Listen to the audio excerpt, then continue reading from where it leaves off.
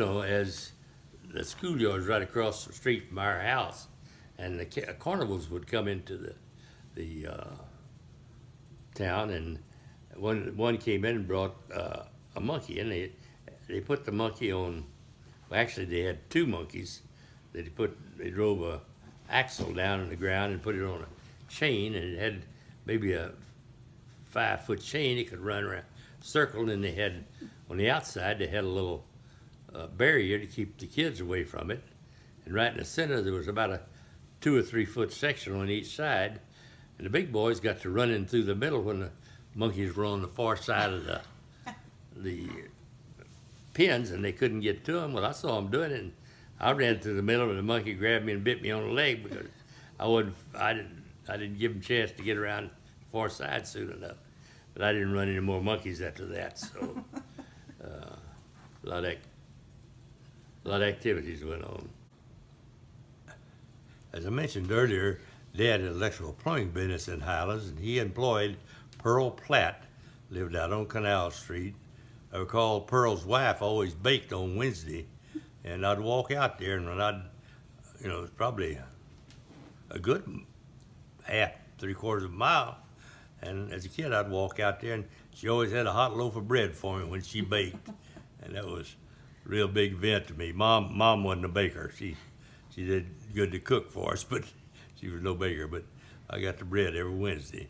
I can recall vividly the front yard. We had push mowers to mow the grass, and when it had to be mowed, well, I'd always get out, start mowing it, and all the boys knew that if they came over and helped me mow and did the mowing, and I supervised, well, Dad always took us down the back of a pickup truck that he had for his plumbing company down on Riverside. At the end was Scouts Lake and I've forgotten the name of the other, Camp Bratton. And we swam in those lakes at that time.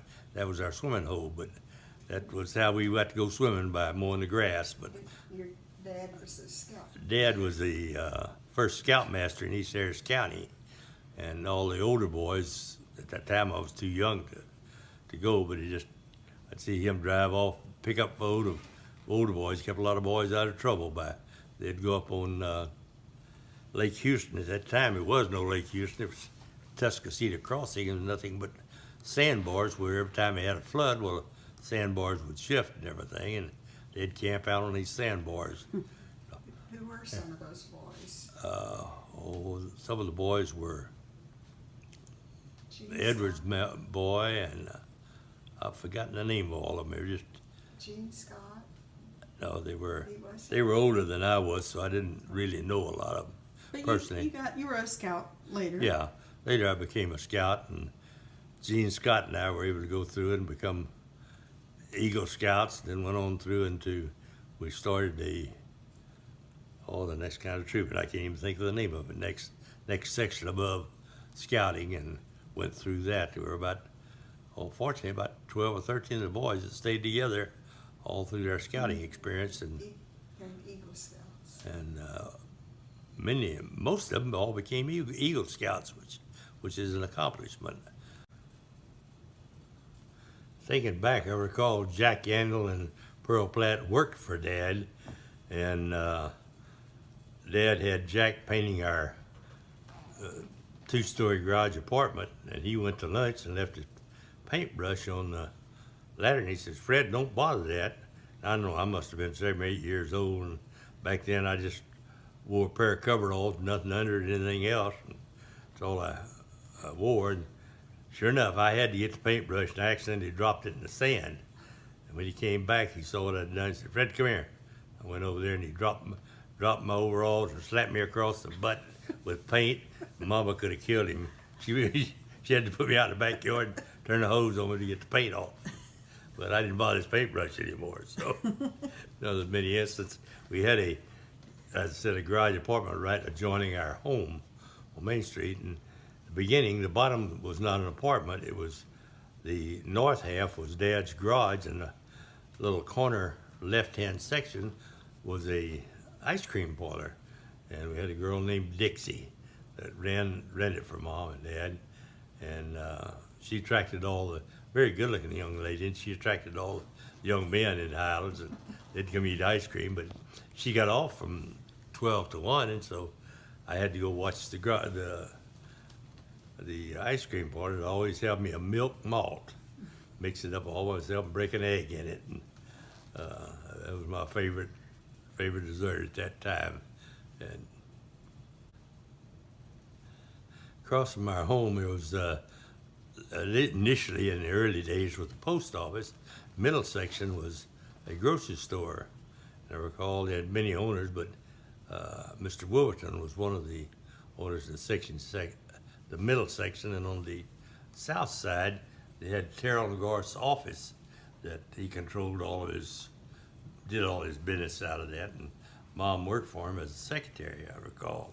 He had an insurance agency in there, and as time passed by and he decided to go to Houston, Mom took the insurance agency over and kept it in our home. And as I grew older, I got involved in that, and we built a brick building on the corner of Main and Wallaceville on it would be the southwest side. And initially we put a Highlands State Bank in that building, and then our insurance section in the middle section, and we had a chiropractor in the little end section. So there were 3 sections of the home. Many different renters down through the years. We had Clayton Dubose, after the bank built his own building on South Main. Clayton Dubose put it must have been I forgot what kind of store it was, but a furniture store. He got a furniture store in there. And then later he moved down to Crab Building on South Main on the other side, railroad tracks. But many different tenants had that, and the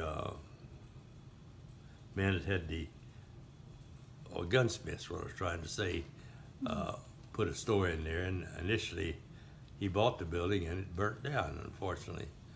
But that's another story. The people that I can recall, the businessmen in town, they had the BNC Grocers, which was Betty somebody and Ray Martin were partners in that. Then they had Guy Cawthon, where the now Cleaners is, or was, it's not any longer, but on that particular spot was where Guy's store was. Then they had in the old store on the corner where the post office used to be initially, they put a grocery store instead of that. So actually we had 3 grocery stores in town, and they weren't all real large or anything, but they, Was there a hospital or something? down on the corner, Dr. C.R. Waters had a 2-story wooden hospital there, and it was quite a thing. It was right across from our office on the corner. We owned the lot right across, and we eventually built a business building there across from Dr. Waters. And initially it burnt down, and man bought it and put a little used car lot on it. And I'd go across every morning and have coffee with him. What about the start of the church, the Methodist Church? I wasn't in on the start. Dad, I think, was initially in. Dad and Mom were initially in on the Methodist Church when it first got started, but my recollection is about 12 years old, I guess, that I can remember things. We had a MYF, very active. We were active in that. And Didn't Jack Yandel tell you something yeah, about? Jack Yandel told us initially the building that I now own I sold it at 713 Main Street 715. was the big old church that was converted into a residence. Initially said that they had no windows at that time.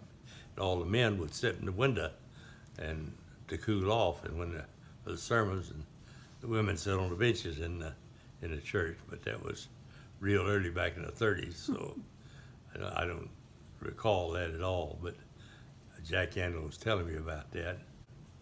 They had Doc Soche was on the corner of just past the railroad track. First building in the corner building was Doc Soche's grocery store. He initially had a fountain, and then in later years Jimmy Zell became the pharmacy in there, pharmacist in there. And Jimmy and I were very close. Our first year in college, we spent the same. We stayed in a little camping trailer at University of Houston. Had no dormitories, and they put camping trailers all over the parking lot right after the right after the Second World War. So a lot of people were coming in at that time, veterans. And that's where we stayed the first year, and then after that, we drove back and forth from Highlands to go in. In my senior year, I only went on Tuesday and Thursday from 9 o'clock in the morning to 9 o'clock at night to get my degree. And worked the other 3 days. I was married then, so I had to get my degree. So Mom worked and put me through school on my senior year.